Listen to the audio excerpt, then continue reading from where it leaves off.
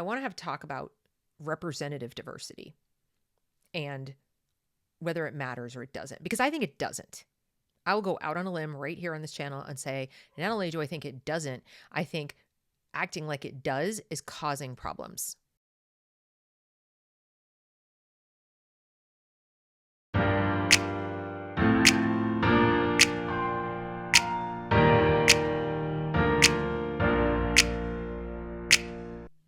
Do you think your company or your employer should make a concerted effort to hire more people who look a certain way? And the reason I'm kind of harping on the looks is that race, diversity, representative diversity is usually something we talk about in terms of appearance, because we're literally in an employment setting, we're not allowed to ask in an interview or even just in passing, like you're really not allowed to say, so who would you like to sleep with? Like, what's your sexual preference and orientation? What's, your, you can say, what are your pronouns? But isn't that kind of the same as trying to get to the heart of whether the person is trans? So, I mean, we're technically not supposed to discriminate. That's what equal opportunity is about. So all you've got left to go on is appearances. All you've got left to go on is how the person physically presents. Is it someone who's got like a full beard, but long hair and longer fingernails, wearing makeup and high heels? And so you can pretty much surmise they're trans. Or conversely, they don't have the full beard and they certainly present as a biological female. And so you kind of assume they're female. Or they look a whole lot darker than me and you assume they're black. And you look at me and you assume I'm white, and so on and so forth. I mean, so, you can kind of look at the candidate and you can, kind of make some assumptions. And when we talk about representative diversity, I really think it's important to hone in on it. That's what we're doing. We're judging a book by its cover. We're making assumptions about who the person is. And I'm just talking about identity markers, not who they think they are inside, not the identity they would choose for themselves. That has something more to do with who they are as a person, their character, their values, their preferences, their tastes, their hobbies, and so on. Now, having said that, having pointed out what ought to be the obvious, that all we can really go on when we're doing things like hiring, whether it's an office job or a teaching job, is go by the outer surface of the person, their demographics that either can either see with the naked eye or they've filled out somewhere. But again, remember, when somebody's applying for a job, we're not really supposed to ask this, especially in a government job. Especially, equality under the law, equal opportunity is pretty much sacrosanct there. Not allowed to discriminate. You're not supposed to do it in a private setting either. But if you openly declare you're not an equal opportunity employer, then I suppose you could theoretically get away with it unless somebody wanted to challenge you. But in a government job, like a public school job, that would appear to be a no. And yet, since we can't technically ask these questions, we're still hearing about how representative diversity is so important. And it is part of every state's equity plan in education. If you go and read your schools, somewhere in there you will see as a priority equity and diversity of the faculty, the makeup of the staff, the makeup of the administrators. Let's see how they're going to do that. How are they going to pull that off? They're going to just look at people? Just going to bring in a candidate and say, well, you look dark. You'll do. Do you think that's a good way to do hiring? To have that as a priority? Or are you hoping it's going to be an all other things being equal scenario? How do you make it as a goal to hire more people who look a certain way? And then say, well, it's going to be an, all other things being equal situation. And should you even do that? Are all things really equal? How are they if you are saying there's a high priority to hire people who look a certain way? And yes, people are saying that. They are. They're saying historically marginalized communities or people of color. They're being very specific about it. And they are going so far as to say that it is a bad thing, like openly declaring, I saw a video yesterday, that it is a bad thing for students that 82% of public school teachers are white. Well, 66% of the population is white. So, there's that. But it's bad. It's particularly bad for students of color. It's their term, not mine. Don't like it, hate it. In fact, Black students, brown students, students who are not phenotypically white. Okay? They're saying it's a bad thing that they have to go into class and be taught by white teachers. And my question is why? Why is that? Does it then follow that it is a bad thing for white students to be taught by Black teachers? And if not, why not? And the argument is always the same. Well, how are students going to be inspired to learn and possibly even become teachers in the future, or just even want to learn in their class if they look up and the teacher doesn't look like them?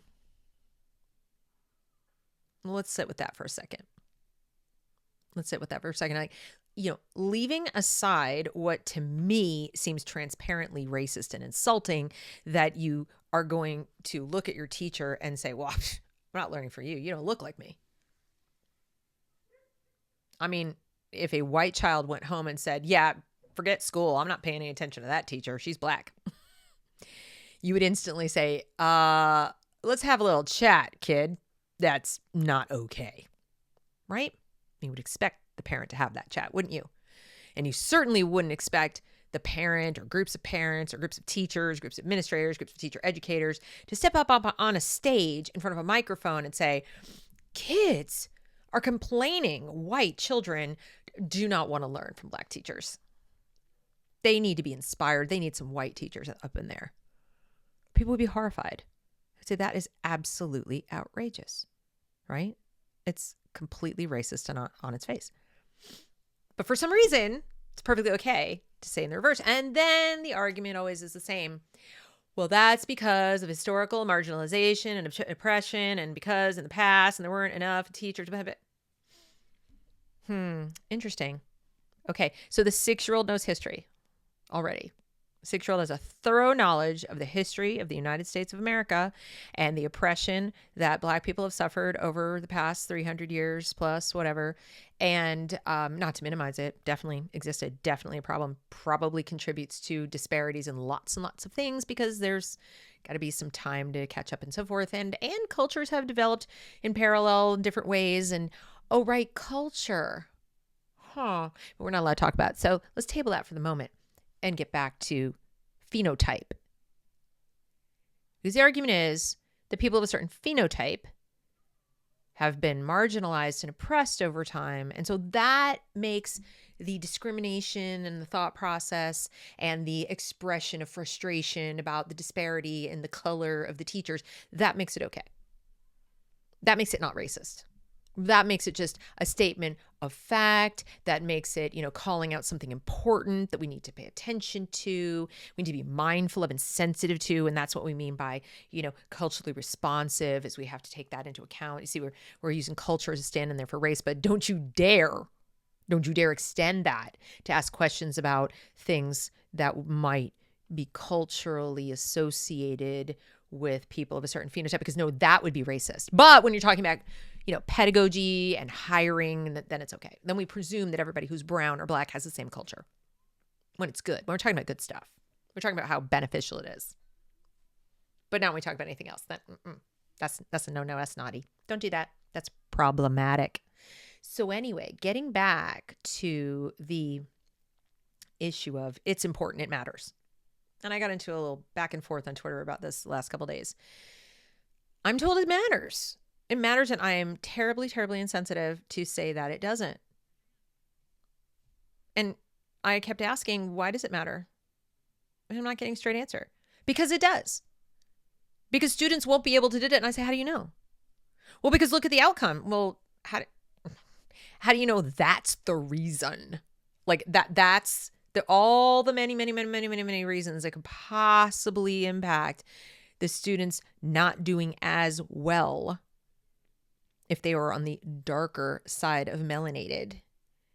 That they don't we don't want to talk about any of them. It's purely the fact that the teacher is of a different race, or most of their teachers are of a different race. But it just is. They don't have to prove it. So then we throw out the question, okay, can you please explain why it is that the children of recent immigrants from Africa, who in many cases are darker complected than some of those who are native born, are doing very, very well. Very well academically, rising to be valedictorians and, top of their class, honor students, etc. How is that? If they too have white teachers, if they end up with white teachers? No answer. What about the Asian students? Because as much as there are fewer Black teachers, there are even far fewer Asian teachers. And yet, consistently, no matter where you go, even if it's in some of the most impoverished areas of New York City, which happen to also be primarily inhabited by Asian immigrants, the children rise to the tippy top of the class every single time with their white teachers at the helm. Curious. Wonder why that is. And then, of course, we have the flip side, that why is it when you have students in a class where the teacher is Black, there's not an obvious improvement that you can chart, graph, measure, etc., such that it would prove this point? Mostly you hear little anecdotes here or there, that this class did better or whatever. But what you've come to find out is there were other factors. It wasn't just that the teacher was Black. There was something else. Like they were in a rigorous charter school, or the way they handled discipline was completely different, or all the kids were, tested into a certain level, or the teacher came from within the community and they all knew her, whatever. But there's not otherwise an obvious correlation between Black teacher-dominated schools and high performance and white teacher-dominated schools and low performance. That research doesn't exist. No. So that brings me back to the topic of what, of representative diversity and it mattering, that it matters. So I've asked those questions, like why? So you can't measure it. You can't tell me how you know it matters. All you can do is look at the outer image of something, the appearance. Most of the teachers are white. A lot of the students, especially in the inner city, are Black. That's a bad thing because there's a mismatch. They should see themselves because reasons. So then I throw out the question like, okay, so if the students need to be inspired and we need to have optical diversity for that to happen, where do you, how far do you take this? Don't you think that students should see it in sports? Athletes, young athletes, shouldn't they see it in sports? Shouldn't we diversify sports teams? The high school football team, the high school basketball team. Shouldn't we make sure there's, representative diversity, or they're just going to feel really, really left out, don't you think? What about certain elements of the entertainment industry? What about, other areas of life? Like, how far do we take this?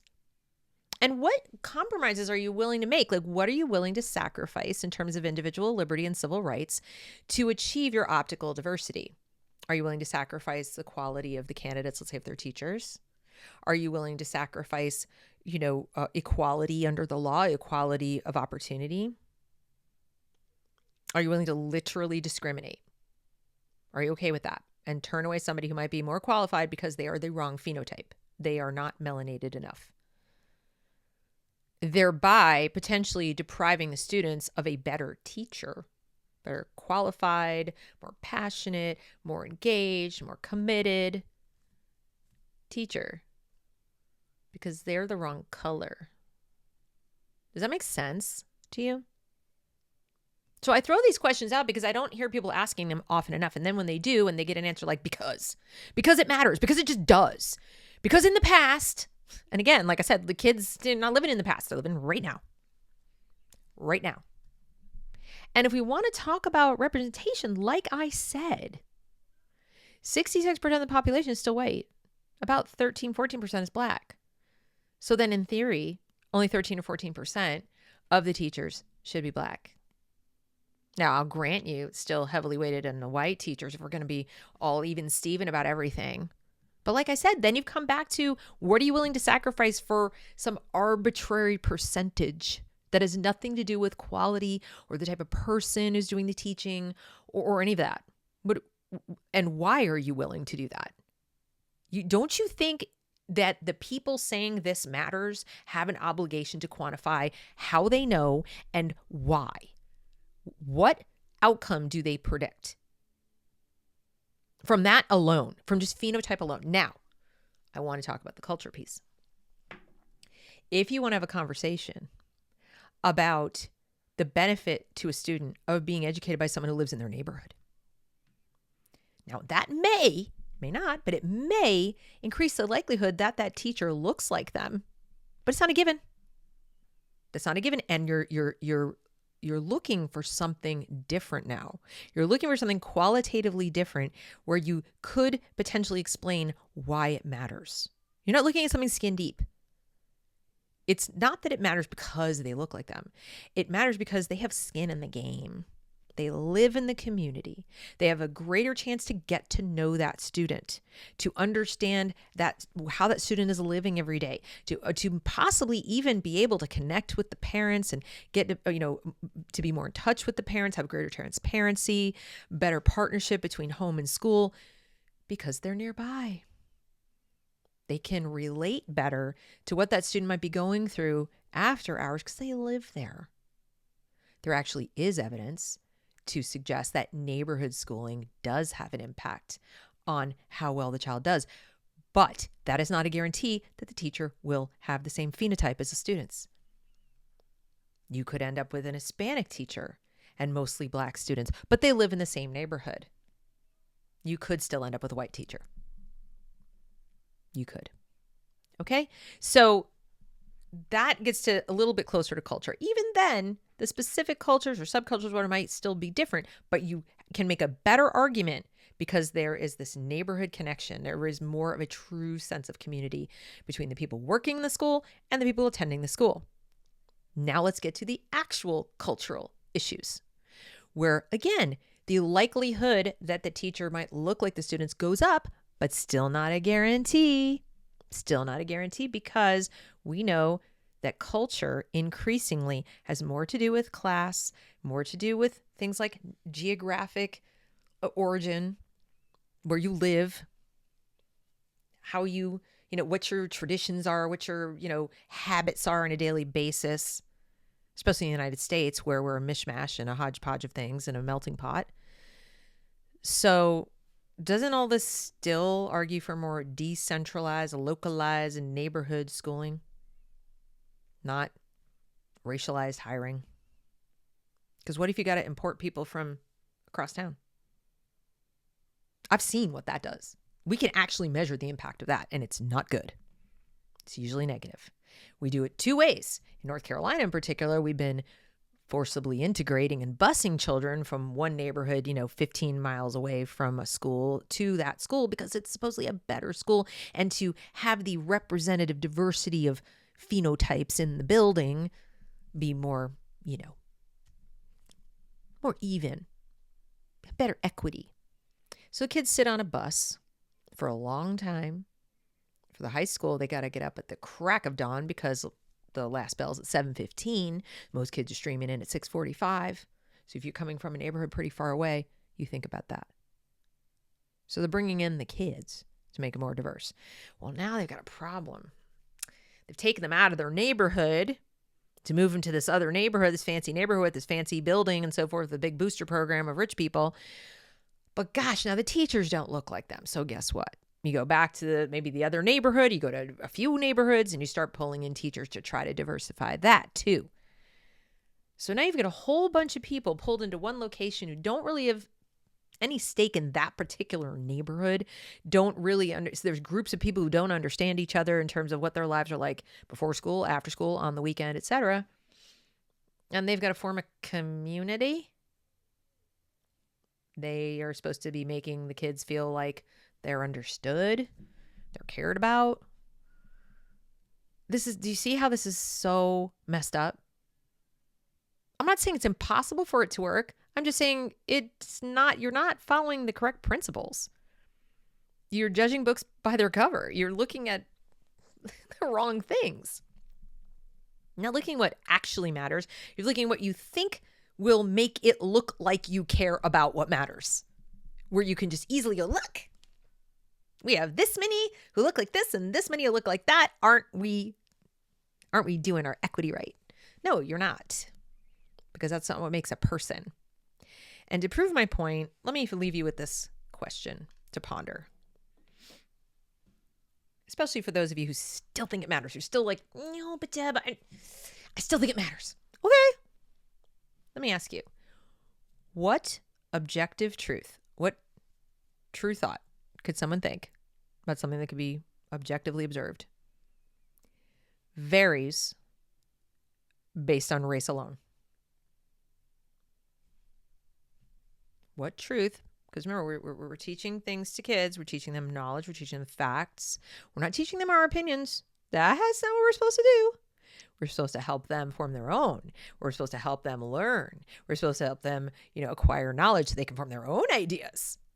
We can, explore the ideas of other people, through books and so forth. But it's really considered a no-no to literally teach them our opinions. So we're supposed to be teaching them facts, right? So how do those change based on what I look like? When you figure that out, you let me know in the comments, because they shouldn't. They shouldn't. And that appears to be the belief that too many people have, or let me put it differently, what they would like you to believe is okay when they say things like my truth and your truth. No, there is truth and there's opinion. Truth can be known. Truth can be measured. Truth can be demonstrated, quantified, repeated. There is no my truth or your truth. And God help us if there ever is. I mean, if we start really living life that way, we're in big trouble as a civilization. And so I am 100% against this push for representative diversity. I think it is automatically discriminatory. I think it is insulting. I think it ignores merit and quality. I think it puts us on a path to violate civil liberties and individual rights. And at some point, we're always being told this, the majority is going to change. The demographic majority is going to change. Will that mean, at what point, is it like that day? Like the day it changes and it flips over? Is that the day when white people will suddenly be the minority that we have to have, equity of everything for, where everyone else will be racist and not white people? Is that when that will work? You see how absurd that sounds? Yeah. Representative diversity is a myth. What I mean by that is that it's good in and of itself, that it's a worthy goal, that students will learn better when the teacher looks like them. No. Like I said, get down to what it is you really want. If you're saying the students need to trust the person more, if they're not feeling connected, if they're feeling like, they just don't have anything in common with the teacher, etc., it's not because of how they look. And the second you start reinforcing that is when you teach a child racism. It has more to do with culture, which has more to do with neighborhood, which has more to do with class, which has more to do with the kind of things that you can achieve with a decentralized system. So if what you want is students who feel better at school, then what you want is decentralization. That's what you really want. You don't want representative diversity. Okay? So I had to come and say that. It's been bothering me for so long.